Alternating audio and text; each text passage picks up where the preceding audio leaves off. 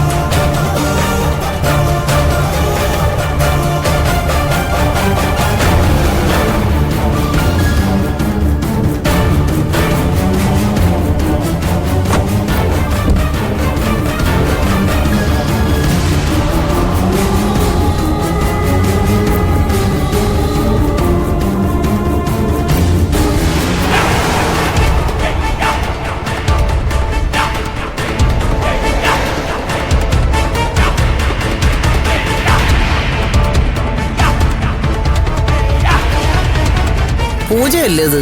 ആ അതെ, പൂജ തന്നെയാ.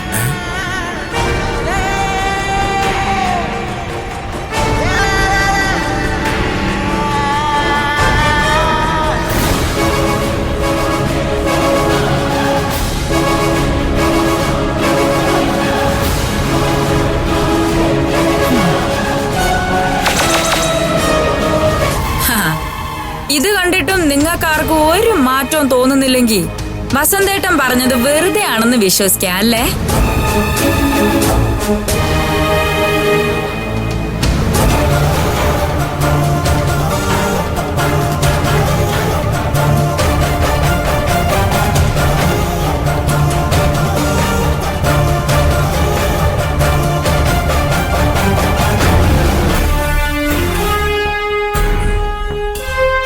എന്താ എല്ലാരും അന്തമിട്ട് നിൽക്കുന്നേ?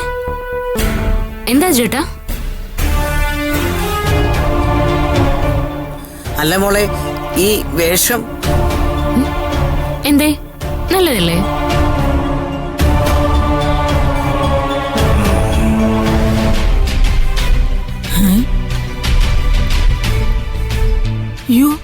ഇതെന്താ പൂജ മോളെ ഇങ്ങനെ? എന്താ ഇതിന് കുഴപ്പം? അല്ല, മോൾ ഇങ്ങനെയൊന്നും ഉടുത്ത് കാണാറില്ലല്ലോ. എല്ലാ കാലത്തും ഒരുപോലെ നടക്കണമെന്ന് വല്ല നിയമമുണ്ടോ? അങ്ങനെ എഴുതി വെച്ചിട്ടൊന്നും ഇല്ലല്ലോ.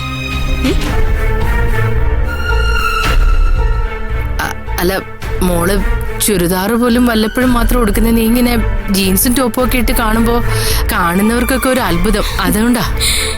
ഇതിലൊക്കെ അത്ഭുതപ്പെടാൻ തുടങ്ങിയ പിന്നെ അതിനേ നേരം കാണും. അപ്പൊ ഇതൊക്കെ വാങ്ങാനാണോ താൻ പോയത്? അല്ലാതെ പിന്നെ ഞാൻ നോക്കിയപ്പോ അജുവായിട്ട് നല്ല ഉറക്കായിരുന്നു. അതുകൊണ്ടാ പറയാതെ പോയത്. ഇവിടെ വേറെ ആൾക്കാരുണ്ടായിരുന്നല്ലോ, അവരോട് ആരോടെങ്കിലും പറയായിരുന്നു. എല്ലാരോടും പറഞ്ഞോ അനുവാദം ചോദിച്ചിട്ടും ഒക്കെ പോവാൻ ഞാനെന്താ വല്ല സ്കൂൾ കുട്ടിയാണോ അമ്മേ? അജുവേട്ടാ, അജുവിന് ഇഷ്ടായില്ലേ? ചേരുന്നുണ്ട് എനിക്ക്. ആ അങ്ങനെ പറ.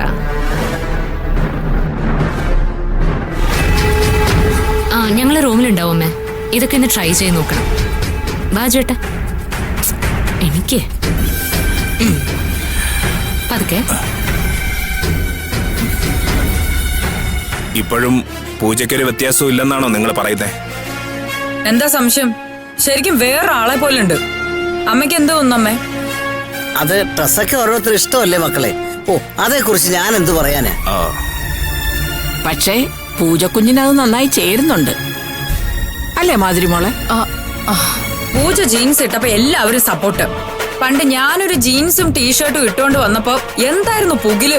അമ്മയ്ക്ക് ഓർമ്മയുണ്ടോ?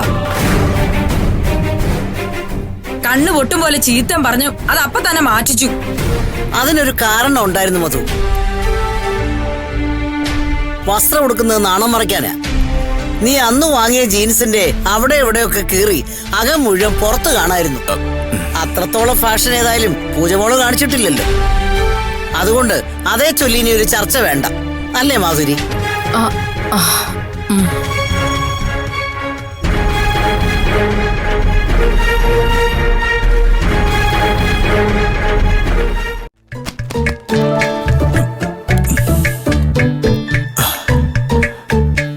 താൻ ശരിക്കും ഇതൊക്കെ ഇഷ്ടമായിട്ട് വാങ്ങിയതാണോ?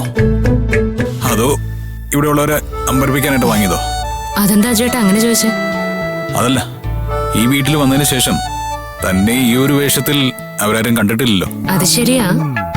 പക്ഷേ അല്ല, എത്ര കാലം എന്ന് വെച്ചാ ഇങ്ങനെ 5.5 മീറ്റർ തുണിയും വാരി ചുറ്റി നടക്കുക.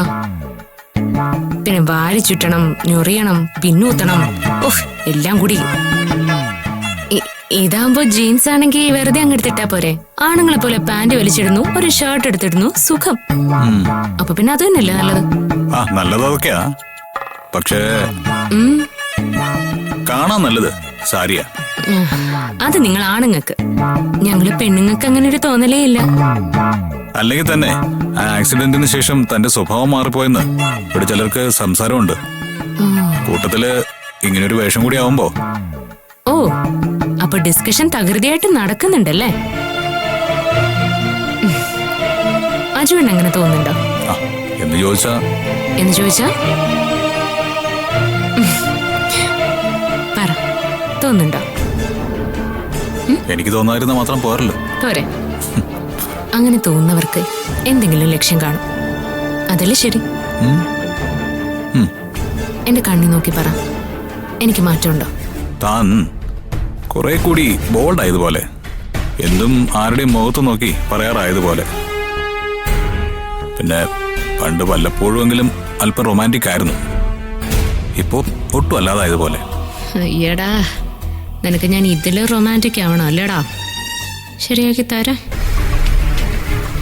എന്താ ആലോചിക്കുന്നത്? എന്റെ അജുവേട്ടന് വേണ്ടി കുറച്ചുകൂടി റൊമാൻറ്റിക് ആയാലോ എന്ന് ആലോചിക്കായിരുന്നു. പക്ഷേ നട്ടുച്ചയ്ക്ക് റൊമാൻറ്റിക് ആവാൻ പാടില്ലെന്നാ.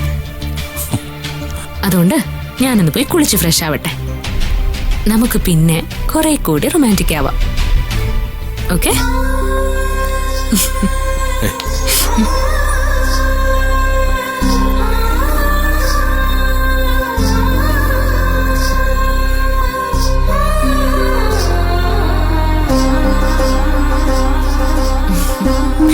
വേണ്ട മോനെ, വേണ്ട മോനെ, വേണ്ട മോനെ, വേണ്ട മോനെ.